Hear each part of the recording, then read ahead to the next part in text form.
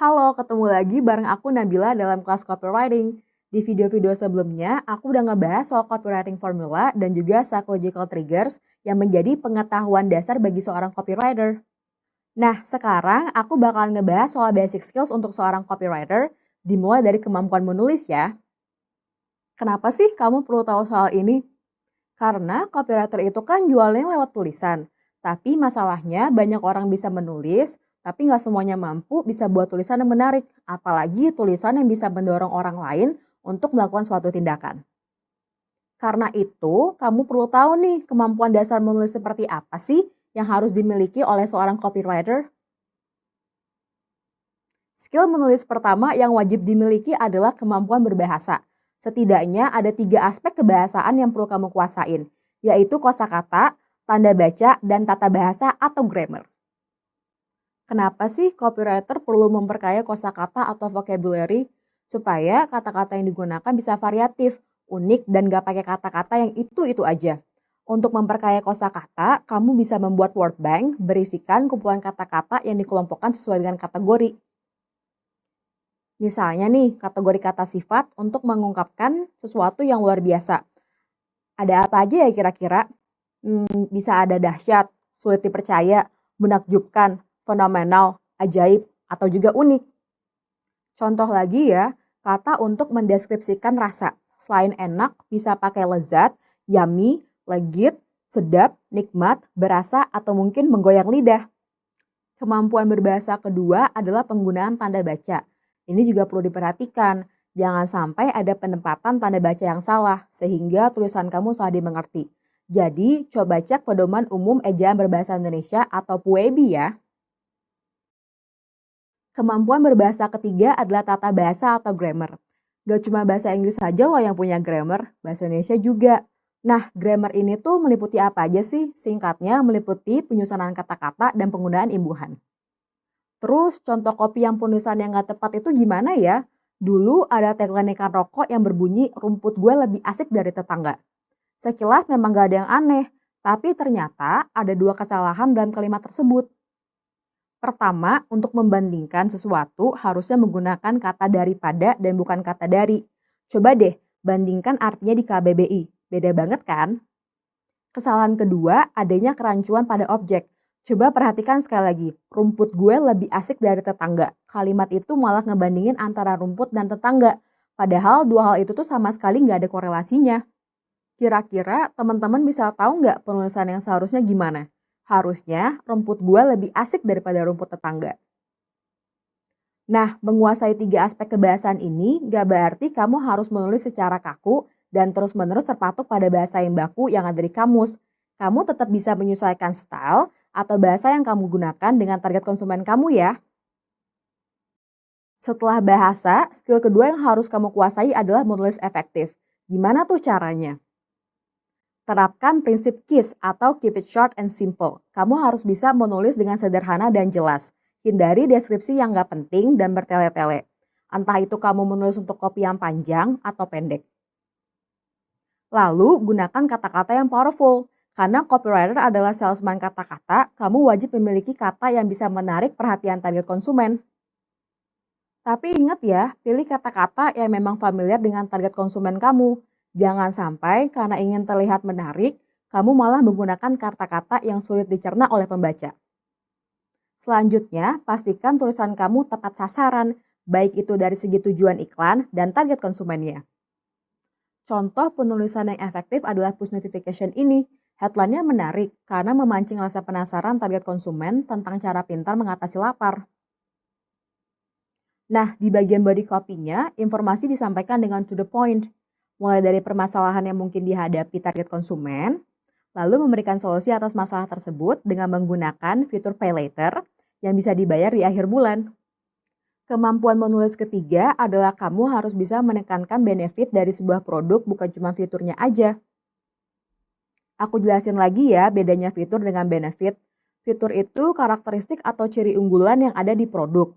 Sedangkan benefit merupakan nilai atau manfaat yang produk kamu tawarkan untuk menyelesaikan masalah konsumen. Aku coba kasih contoh sederhana ya. Misalnya, kamu ingin mengiklankan sebuah mesin cuci. Kemudian kamu tulis Magic Gear, Double Filter, dan Water Switcher Technology. Ini yang disebut dengan fitur. Sayangnya, nggak semua yang ngeliat iklan kamu tuh bakal paham dan tertarik kalau nulisnya begini. Coba diganti jadi benefit dari masing-masing teknologi ini. Misalnya, jadi hemat listrik hingga 30%, lalu hemat deterjen hingga 60%, sampai hemat air hingga 40%. Coba, lebih menarik mana menurut kamu? Nah, kenapa sih kita harus mengutamakan benefit dibandingkan fitur? Karena seringkali target konsumen tidak mengerti atau bahkan nggak mau ambil pusing dengan fitur sebuah produk. Mereka lebih fokus pada benefit apa yang akan mereka peroleh kalau mereka membeli produk tersebut. Kemampuan keempat adalah storytelling atau bercerita. Menurut founder dan CEO digital agency Share More Stories, James Warren, teknik storytelling adalah contoh dari pemasaran kreatif yang bisa meraih engagement audience dengan lebih cepat. Ikatan emosional antara audiens dengan brand juga bisa lebih terjalin dengan baik lewat teknik storytelling ini. Selain itu, storytelling juga memudahkan proses penyampaian pesan dan benefit dari sebuah produk. Sedangkan kalau dari sudut pandang audiens atau target konsumen, storytelling bisa jadi teknik pemasaran yang menarik sekaligus alternatif tontonan. Nah, cara storytelling yang baik itu gimana sih? Ada beberapa tipsnya nih. Pertama, buatlah cerita yang relatable dengan target konsumen. Gak perlu mikir susah-susah dulu. Coba angkat cerita yang ada di sekeliling kamu. Masalah sehari-hari apa sih yang kira-kira menarik untuk diangkat? Kedua, gunakan kalimat yang thought-provoking atau yang bisa menstimulasi pikiran dan perhatian target konsumen.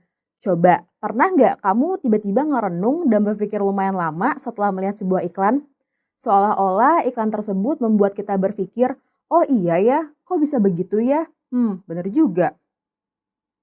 Aku kasih contoh ya, balik lagi ke commercial video dari perusahaan asuransi asal Thailand tadi, yang berjudul Unsung Hero. Nah, storytelling di iklan itu tuh terbilang cukup kuat, karena bisa membawa emosi penonton larut dalam ceritanya. Selain itu, kekuatan storytelling itu terletak pada pesan atau nilai iklan yang coba disampaikan. Masih ingat kan kalau pria tersebut tuh banyak melakukan hal-hal baik kepada orang lain, sampai orang-orang berpikir, ngapain sih dia kayak gitu? Emang ada untungnya ya? Pertanyaan ini merupakan salah satu bentuk thought-provoking yang coba diberikan oleh si penulis cerita.